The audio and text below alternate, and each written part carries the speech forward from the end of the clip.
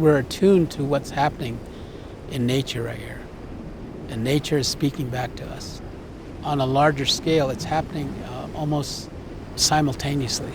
It's about what's happening to a much larger awakening that's taking place all over the world. We are at a crisis right now, and when I look at my grandkids, I want to know what kind of life they're going to live. I see the signs in the soil.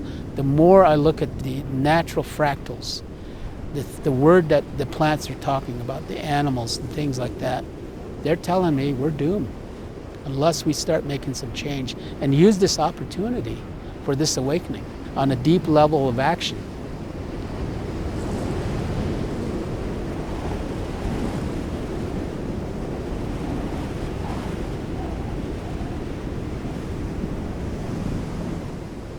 We have just created an environment where we are in sync with the biodynamics that are going on all around us. And then that biodynamics is something that we want to concentrate our energies where on the farm where it's needed. We don't do the growing, but it's our job to steward it and to coexist with it and to tie into that.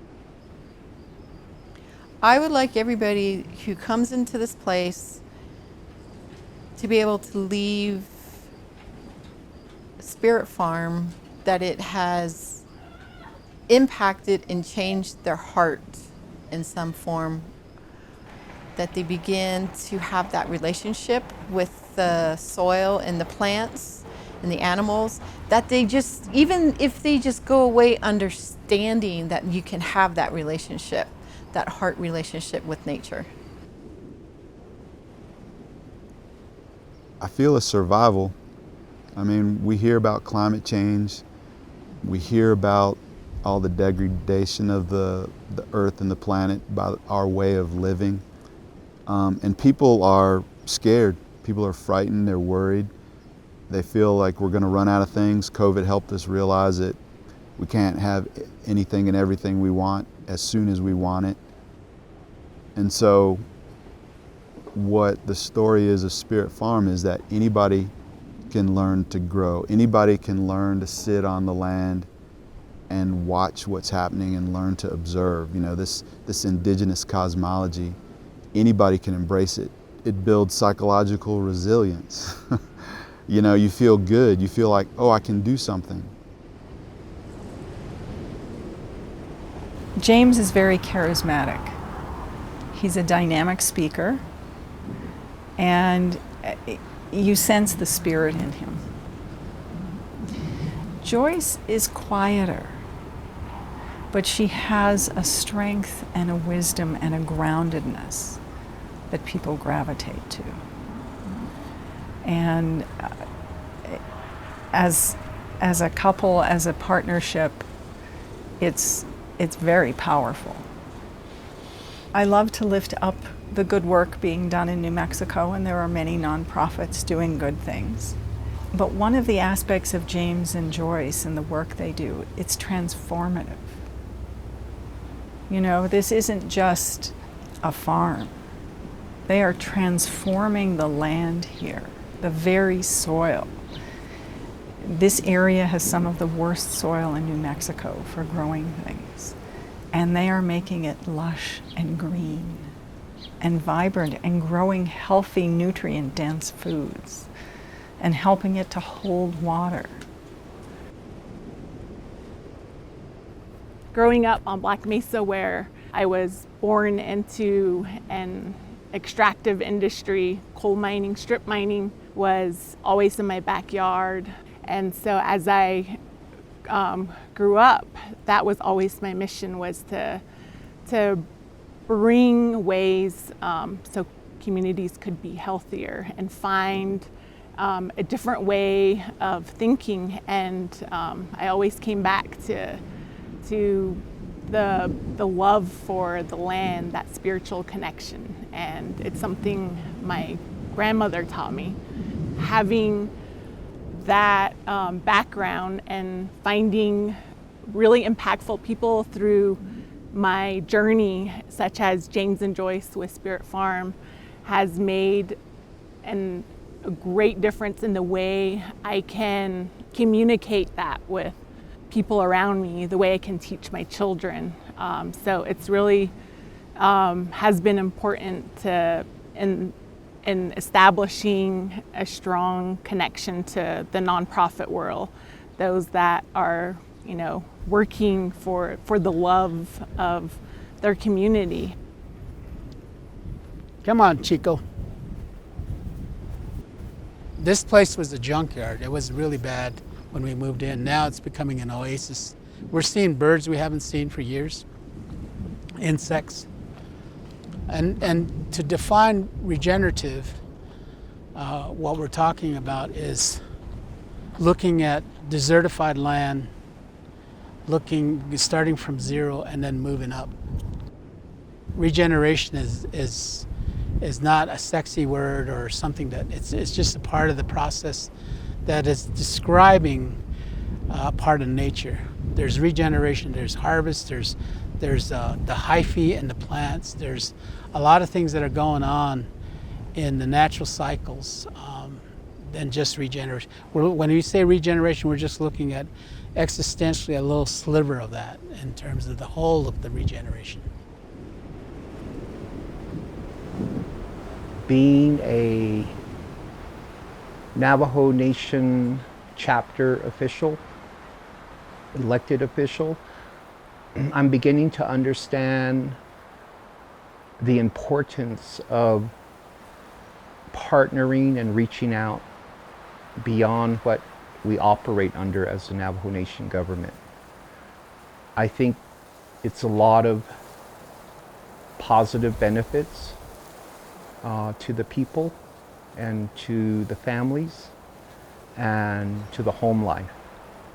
And so we're beginning to understand at Manuelito that a healthy lifestyle, a healthy type of living also involves eating the right foods, and also in that relation with the land, with the earth, that we understand what can be provided to our bodies and can help us. We have to educate each other. We can't be fearful of each other, because I think that's part of colonization, is to be fearful of one another, even intertribally. There's great people, in the Zuni Nation that are doing similar kinds of things. So we've had a chance to visit with them and Hopi and the different people. So we need to heal together as indigenous peoples, because we all have a sense of what the land is and what it meant to us. So we need to go back to that time of taking some of those pieces from the past to present. If we put our hands on the earth, we feel different.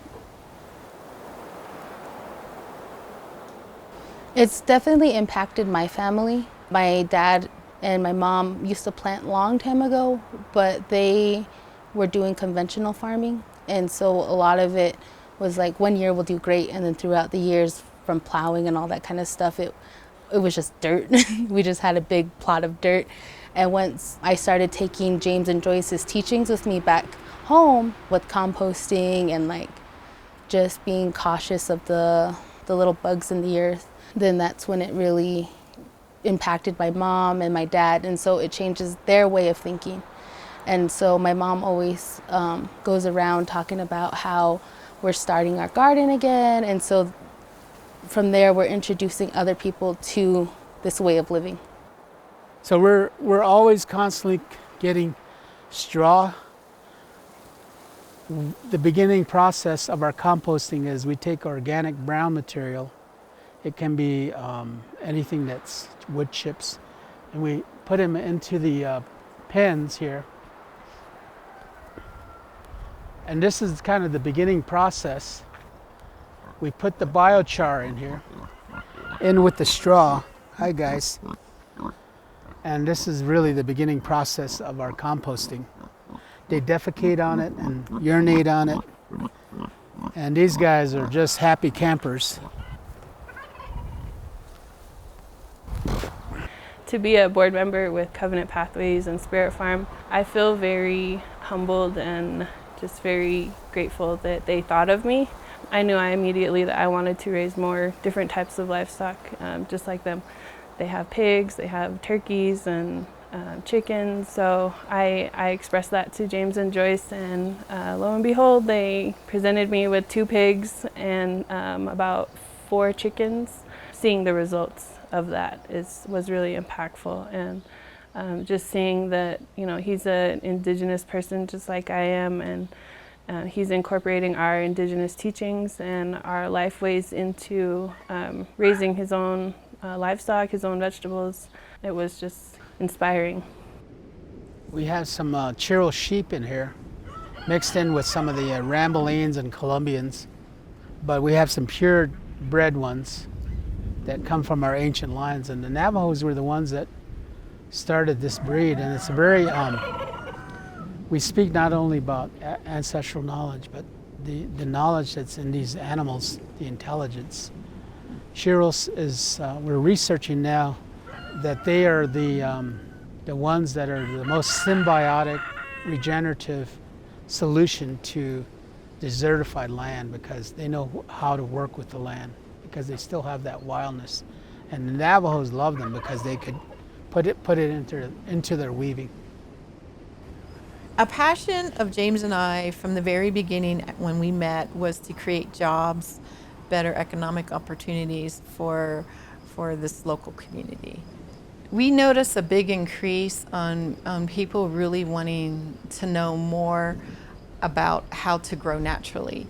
But what we notice even more is the biggest impact and the biggest tie-in for people is their culture into the soil, the tie-in back to their ancestral roots. What I'm really trying to do is help people become of the place they live. James really helped me understand that when I moved out west and I started learning from indigenous cultures, not just here in New Mexico, all the native cultures, but then I started reading about and learning about and studying and getting introduced to indigenous leaders all over the world. And I asked James one day, you know, how can you become indigenous? I'm not from this place. And he said, well, you don't have to be from the place. You just have to learn to live and be of the place. You eat the food from the place. When you begin to dig into the soil, those microbes begin to become you. You begin to become that place. So I just really became passionate about helping people learn to live where they are. And farming was a huge part of that.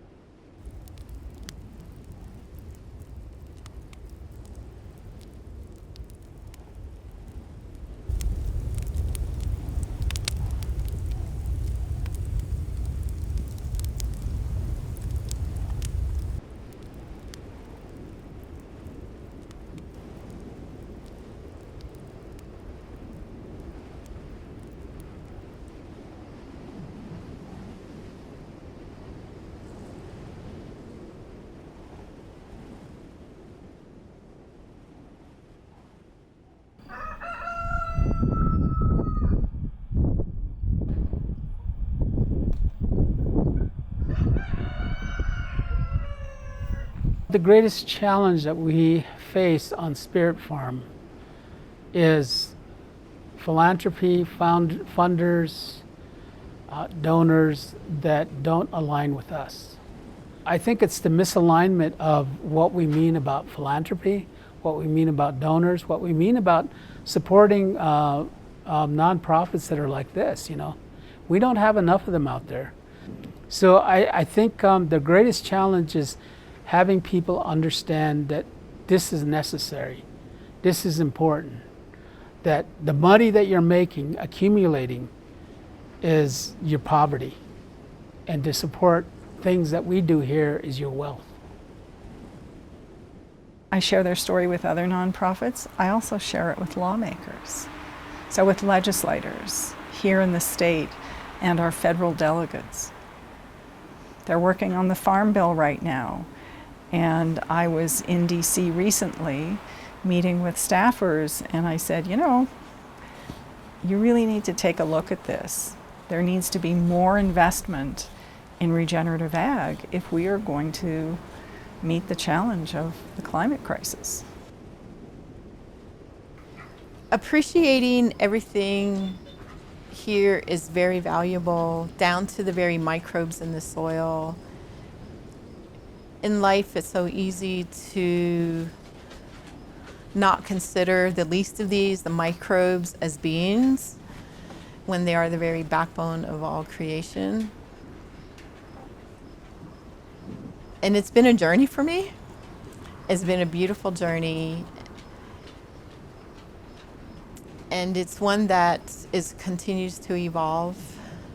And for all of us, that journey needs to evolve for us to become more in align with the spirit, and more in align with community, with nature, and understanding the richness of who we are and why we're on this planet.